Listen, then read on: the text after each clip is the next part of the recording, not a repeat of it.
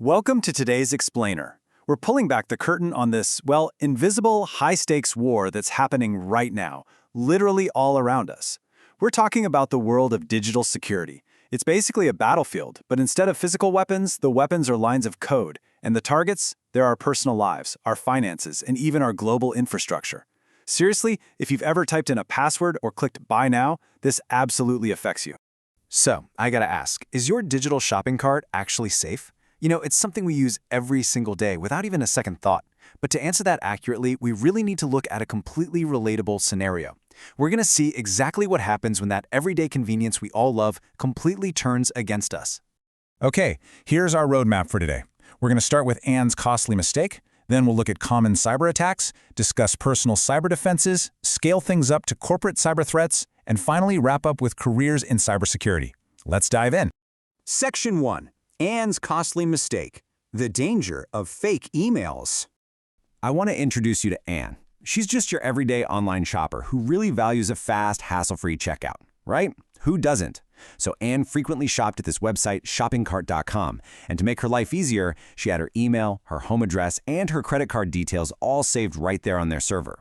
Well, one day, Anne gets this email offering a special discount voucher. It looked completely normal, like just a routine verification step, so she went ahead and filled it out. But shortly after, her entire account was completely drained. That email was actually a highly sophisticated fake. Ultimately, what happened here is Anne got hit by a targeted cyber attack.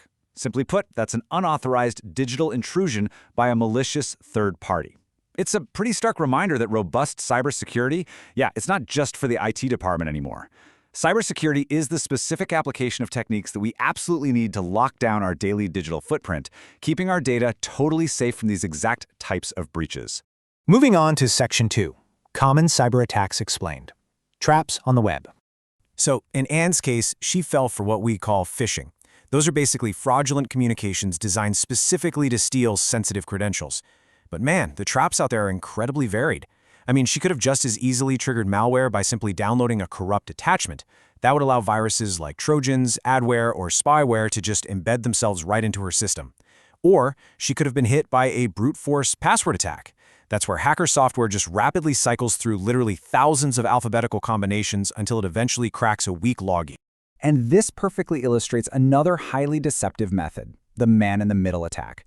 Picture this. Instead of a direct connection between your device and a server, the hacker just steps in and intercepts the communication line. The hacker's computer completely takes over your IP address, secretly filtering and reading all your data.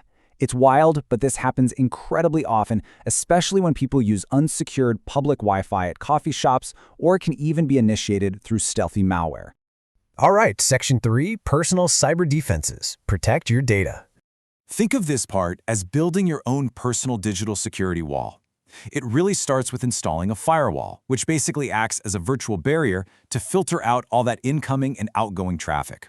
And of course, you pair that with just good daily habits, stuff like using unique, alphanumeric passwords and installing reliable antivirus software to block the threats we already know about. But beyond those standard defenses, there are actually some pretty cool, proactive, and even deceptive measures you can take. Which brings us to this truly fascinating concept called honeypots. Okay, so just like a bright flower naturally attracts bees, honeypots are essentially dummy computer systems strategically designed to attract cyber attackers. They're deliberately made to look completely vulnerable. It's like a trap. When attackers take the bait and strike the honeypot, they get deceived, which in turn perfectly defends your real actual system that's holding all the valuable data. How clever is that? So let's scale things up. Section 4. Corporate cyber threats. Massive coordinated risks. At the enterprise level, the threats scale up drastically. You've got advanced persistent threats, or APTs, where hackers quietly maintain prolonged access to a network. They're just continuously siphoning off highly confidential information over months, sometimes literally years. Then you've got DDoS attacks. These are designed to just flood and completely cripple infrastructure by overwhelming a company's network with tons of illegitimate traffic. And for database-driven websites, they have to worry about SQL injection attacks. That's where a hacker manipulates standard search queries to maliciously view, edit, or even entirely delete massive tables of back-end data. Now, the motives behind these massive corporate attacks, They are deadly serious. We're talking everything from deliberately tampering with crucial, highly sensitive public data to just inflicting colossal monetary losses for their own personal gain. Honestly, amidst this whole giant web of varied threat vectors, it is an absolutely immense challenge for large public and private organizations to ensure any kind of complete security across all their networks and servers. Which leads us perfectly into Section 5, Careers in Cybersecurity, Building the Defenses. Organizations simply cannot fight this war alone, right? So there are several distinct and honestly highly lucrative career paths dedicated entirely to building these defenses. Like, if you're fascinated by the tactics hackers use, you could become an ethical hacker. You'd literally get paid to penetrate a network's vulnerabilities so the company can fix those weak spots before a real attack even happens. Or, if you're more into building things, a security architect designs those robust security structures right from the ground up. And then at the executive level, you have the Chief Information Security Officer, the CISO. They play the absolutely crucial role of ensuring the overall safety of all information across the whole enterprise. And these careers, they are desperately needed right now. Why? Because we're facing a staggering 4x projected increase in cyber attacks in the near future.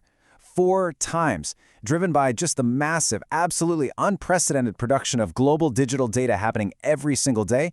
Experts are anticipating 4 times the phishing emails, 4 times the malware, and 4 times the corporate threats. It's massive.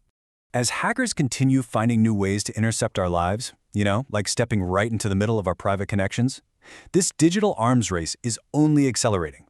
So it leaves us with a pretty big thought. The real question isn't just how we defend our own digital shopping carts today, but whether our global defenses can actually scale fast enough to protect our future. What do you think? Are you ready for what's coming? Thanks so much for joining this explainer today, and hey, stay safe out there.